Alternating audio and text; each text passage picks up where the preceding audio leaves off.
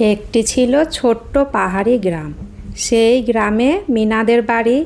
গ্রামের লোকেরা সুখে শান্তিতে বাস করত। গ্রামটি ঘিরে ছিল সবুজে মোড়ানো পাহাড়, যা গ্রামের মানুষের জীবনের অংশ ছিল। কিন্তু সময়ের সাথে সাথে মানুষ সেখানে গাছ কাটা শুরু করলো এবং পাথর তুলে নিয়ে গেল। গ্রামের বয়স্ক ব্যক্তিরা বলেছিল, এখানে এইভাবে গাছ কাটলে পাহাড় ধসে পড়বে, তখন তোমাদের কেউ বাঁচাতে পারবে না। পরিবেশের ক্ষতি করলে নিজেদেরই ক্ষতি হবে। কিন্তু তাদের কথায় তেমন কেউই গুরুত্ব দিল না।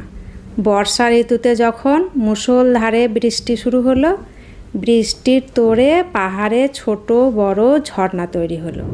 নদীর জলও বেড়ে গেল, ফলে পাহাড়ের মাটি নরম হয়ে ধসে পড়তে শুরু করলো। পাথরসহ পাহাড়ের মাটি গ্রামের উপরে এসে পড়ল। অনেক ঘর বাড়ি লোকজন তার নিচে চাপা পড়ল।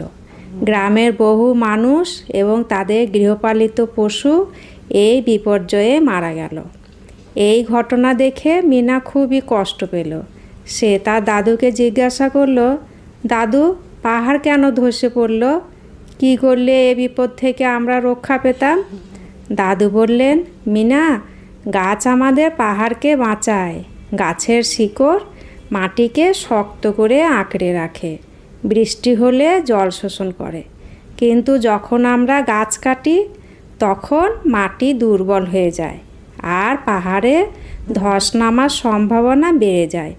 তাছাড়া অতিরিক্ত পাথর তোলা এবং পাহাড় কেটে সুড়ঙ্গ ও রাস্তা বানানোর জন্য পাহাড়ের ভারসাম্য নষ্ট হয়ে যায়। মিনা বলল, দাদু, আমরা কি এখন কিছু করতে পারি?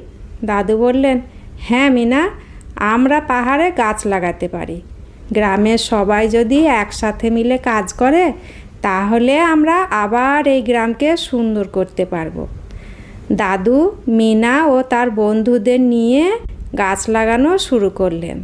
তাদের দেখা দেখি গ্রামের অনেকে তাদের সঙ্গে যোগ দিল। ধীরে ধীরে গ্রামটি আবার সবুজ হয়ে উঠল।